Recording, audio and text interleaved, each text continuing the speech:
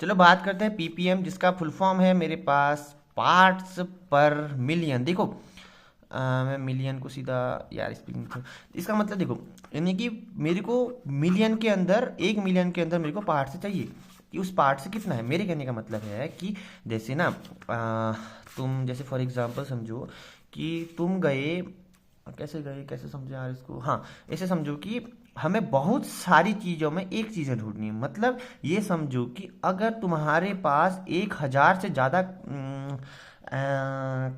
समझ लो कंचे हैं, या 10,000 कंचे हैं, तो तुम उन 10,000 कंचे में से एक कंचे का, वो एक कंचा जो है वो 10,000 का पार्ट है। तो हम समझ सकते हैं कि वो पार्ट्स पर मिलियन की एक पार्ट पूरे मिलियन में कितना है, यानी कि छोटा सा हिस्सा पूरे पूरे समुद्र में से अगर एक बूंद को देखें तो कितनी है।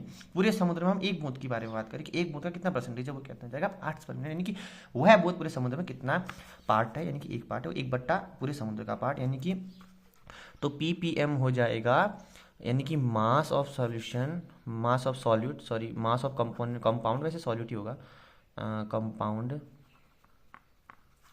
Divided by total mass of solution into 10⁻⁶। 10⁻⁶, क्योंकि 1 किलोग्राम में हम जानते हैं कितना मिलीग्राम होता है, तो ये हो जाएगा 10⁻⁶ होता है ना, तब ये हो जाएगा टोटल मास, यानी कि हमने एक बूंद को पूरे समुद्र में से देख लिया। तो ये ओवरऑल पीपीएम का फुल फॉर्म है।